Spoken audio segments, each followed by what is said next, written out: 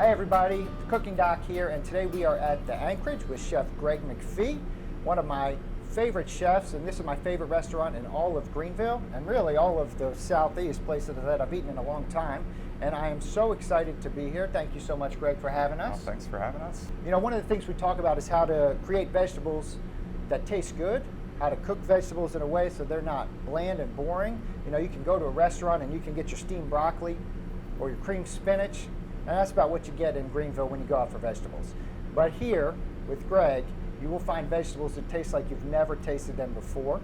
And I can't wait to learn something, and if you're paying attention, I guarantee you'll learn some great things today.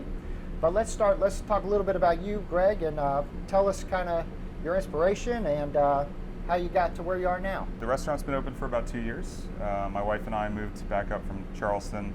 She's from Atlanta. I went to high school and middle school down in Greenville in about 2013. Before that, I was at Husk Restaurant in Charleston, South Carolina. But you know, plant-based eating and sort of healthier cuisine has always been sort of important for me. My mother has always been a pescatarian.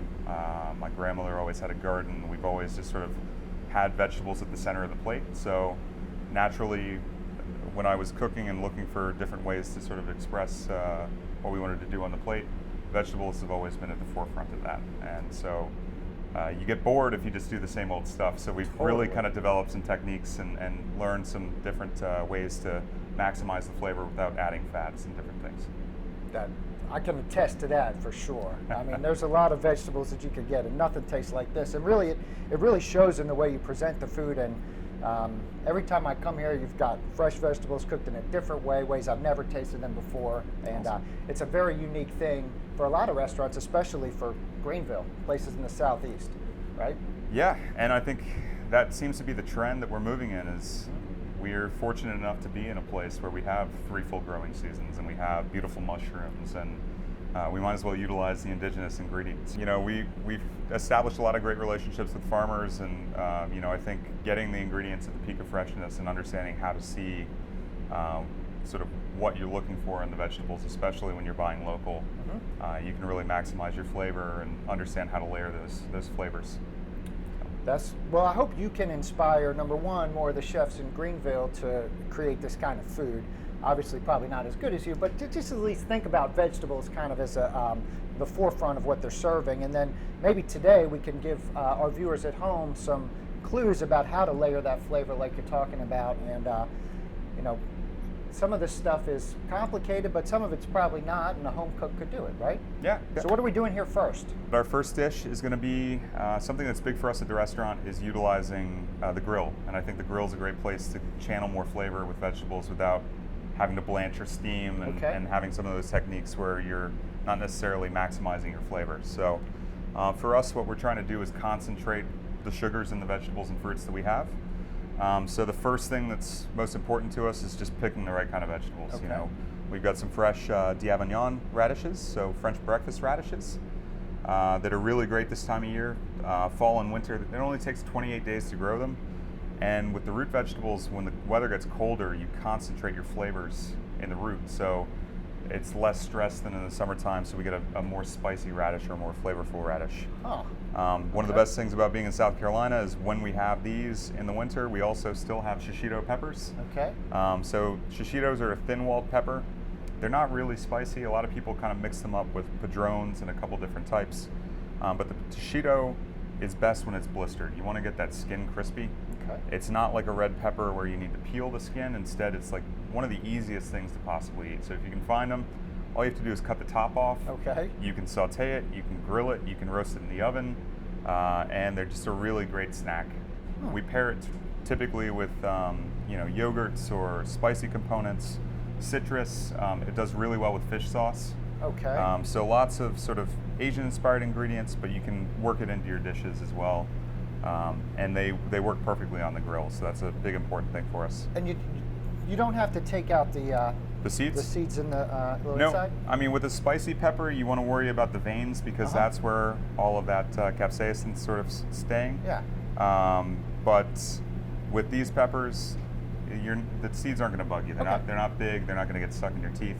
And then we also have some Honeycrisp apples. So this time of year, again, radishes and apples to me are a pretty natural pairing. And then when you okay, add... radishes and apples are a natural pairing Yep. to you. Okay. I never would have thought that. Why? Because you got a sweet and a little bitter, or what is it about the two that... I'd say it's almost like a peppery spice. Peppery spice, okay. You know, when we're talking about apples, for me, the most important thing to sort of pair with it is something that's going to counteract that sweetness. Okay. Do you start with what ingredients are fresh and then put it together in a dish, or do you start with your mind, what you see as a dish, and then plug the ingredients that you can get into it, or both? We just take a look at what's available, order what we're really excited about, and then figure out how to piece it all together. Perfect. So Okay. sometimes it's a little bit more, well, it's always more difficult. Sometimes it's a little bit more successful. Okay. But I think with us too, we've really started establishing relationships with the farmers, and we've also got our own farm up in Travelers Rest that we're developing so that we can plan to have the right amount of vegetables we need at the right time of year. Okay. So we have a little bit more forethought going into it. And then when small changes happen, it's a little bit easier for us to adjust. Gotcha. Okay, that So makes sense. one thing too, I think a lot of people get really terrified to branch off from the recipe. Substitutions are completely fine. We don't really use recipes in the restaurant. What we do is we utilize the techniques and the patterns and why we're doing certain things. Why we're adding lemon juice, why we're adding vinegar, why we're seasoning, layering things, and then you can just plug it into whatever it is that you find at the grocery store. Because you don't want to go to the grocery store and see Napa cabbage is on the recipe sheet. The Napa cabbage is either not there or it doesn't look that great. You can just sub in something else and have a better result, and you're eating with fresher, sort of more vibrant vegetables that are a little bit more nutrient based or concentrated. That is so important what he just said. I mean, my mind is blown. I mean, I can never kind of express it the way you did about kind of learning to not necessarily cook by the recipe, but by substituting and knowing the technique and the way to layer flavors and kind of putting it together like that. Perfect. Awesome. Yeah. All right, so we got the radishes. So we got the radishes, the apples, and the shishitos. Okay. The most important thing for us at the restaurant too is, again, going back to layering. It's not all about just dumping a bunch of salt at the end. You've got to layer it throughout the process, because what it's going to do, especially with these, is we're going to take a little bit of sea salt. We use kind of a medium grain sea salt here. Okay. And we're just going to sprinkle a little bit in initially, and that's going to really help as we cook the product for that salt to get into it. Okay. So we're not having to use a topical salt at the end. So we give it a little bit of a toss. Another thing we have is mustard seed oil, which is used a lot in Middle Eastern and Indian cuisines. Okay. Gives you that spice. So instead of an olive oil initially, we're just going to go ahead and do the mustard seed oil. And again, I tasted this mustard seed oil, and if there's anything I go out and buy today for my vegetables, that's going to be the thing. so you can smell, it smells just like mustard seeds. Yes. And So you kind of get that mustard flavor, a little bit spice, but you don't have to add mustard. yeah, and you know, a lot of people might say it's an Indian food, it's going to make it all taste like, you know, it's something that's like a chutney or something along those lines. But if you don't put, you know, the cinnamons and the different sort of flavor profiles that you associate with that, it's a lot of ways that we can integrate things like mustard seed oil, soys into Western cuisine. And what it's doing is it's basically substituting out for our typical butters and brown sauces and things that might not necessarily be the best for your health. For your health. Perfect. So a little bit of pepper. We don't put pepper on everything, but if it's going on the grill, I think it's got a place for sure. And then at that point, we're ready to cook. Okay. We've just got it simply sort of marinated there. Okay. And we're just going to basically go over to our grill here and get it all set up. So all we're going to do is basically, you can use propane at home. You can, you know, if you don't have access to a grill, you can do this in the cast iron skillets. Anything that's going to hold heat really nicely. Okay. So the idea is we're going to put it over our hot spot. We've let these coals break down. And for us too, certain things are going to cook at different rates, but we're not going to be afraid of caramelization, because again, caramelization is going to be the concentration of those sugars and really getting more flavor out of your food. One of the things that I tend to miss now that I don't eat red meat is putting a big hunk of meat on the grill or cooking like a long, slow barbecue. But this is a great way to get your grilling love in, even if you're not doing meat. You know, honestly, one of the things that we do at the restaurant as well is we call it our barbecue cabbage. And we'll take whole heads of cabbage, cut the cores out, and just sort of layer the leaves with a little bit of fresh garlic and lemon and essentially what's barbecue spice. So, you know, chili powders, paprikas, things like that, and throw it on. And you get that same sort of flavor profile. You know, I'm not saying it's exactly the same as beef or pork, but you know, subbing squash or cabbage on there, a lot of the things that you associate with that grilled steak are going to be the flavor from the embers or from the grill itself. Okay. Wow. So I've never had that here. Yeah. We've been doing it on brunch quite a bit. Okay. But, so what we're trying to do too is try not to go too directly over the flame, because that's going to make it kind of taste like a fire. Instead, we're utilizing those coals.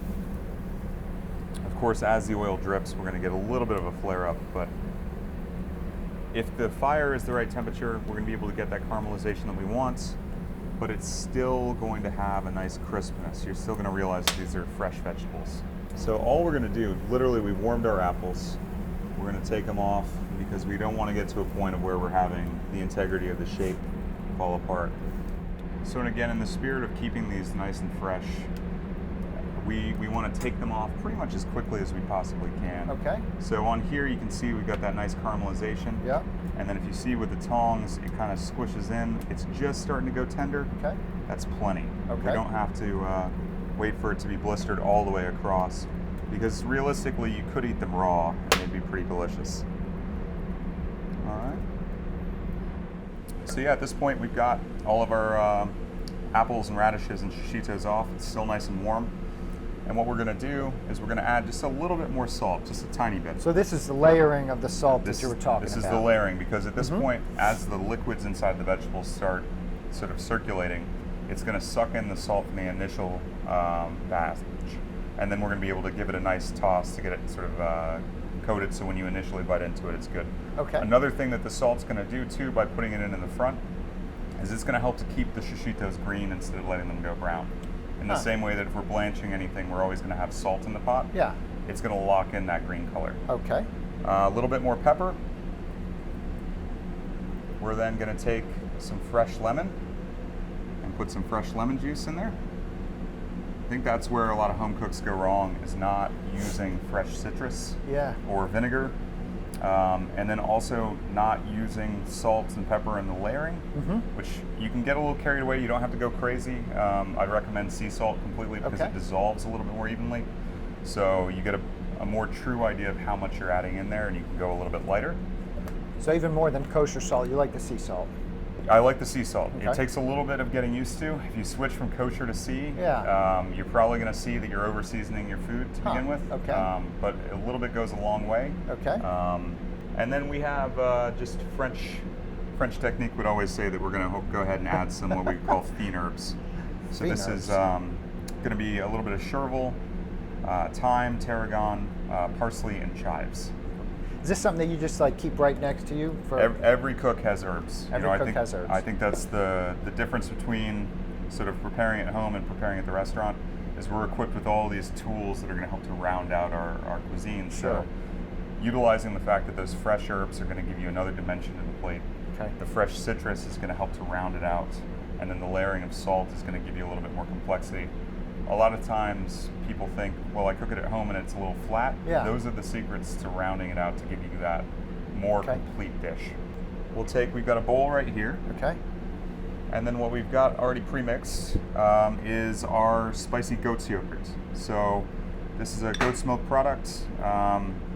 We normally use Split Creek Farm here in Greenville, but Whole Foods, Fresh Market, any specialty grocery store should have it. Okay. All it is lime juice and Korean chili flake.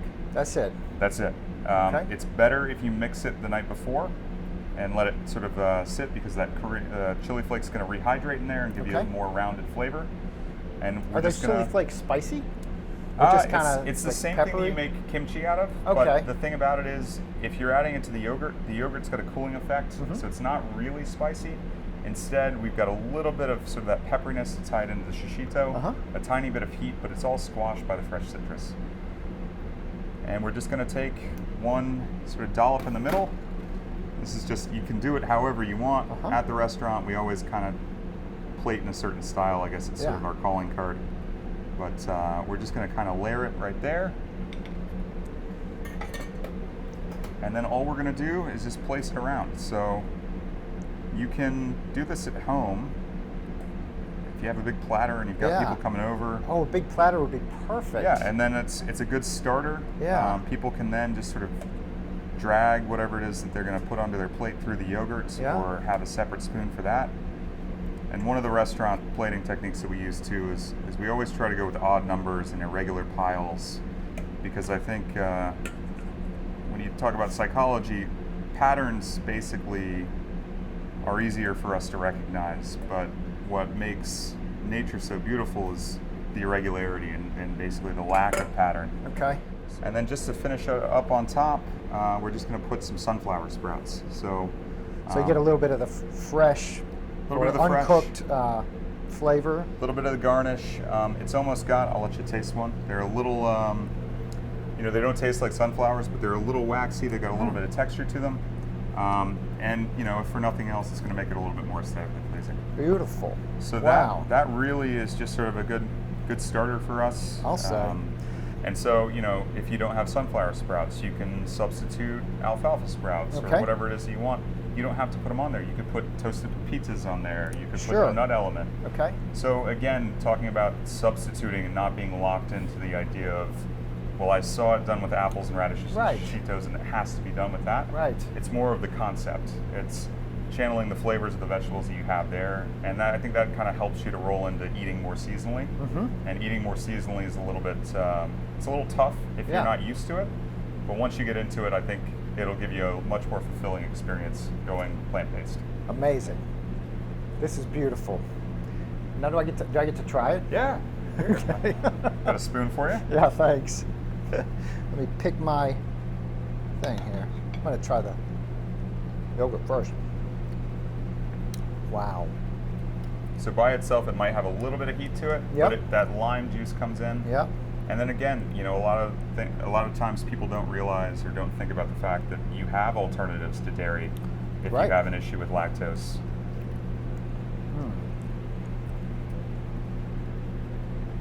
That is amazing. Awesome. Because it's tart, and it's fresh, and it's spicy, and it's sweet, and it's crispy. I mean, thank you. Thank you so much for joining us today for this amazing vegetable and goat yogurt recipe. Try this at home. You'll never be able to find a recipe that's as good as this, thanks to our chef, Greg McPhee. Make sure you visit his restaurant if you're in Greenville. You have to check out the Anchorage. It's the best place in town, right?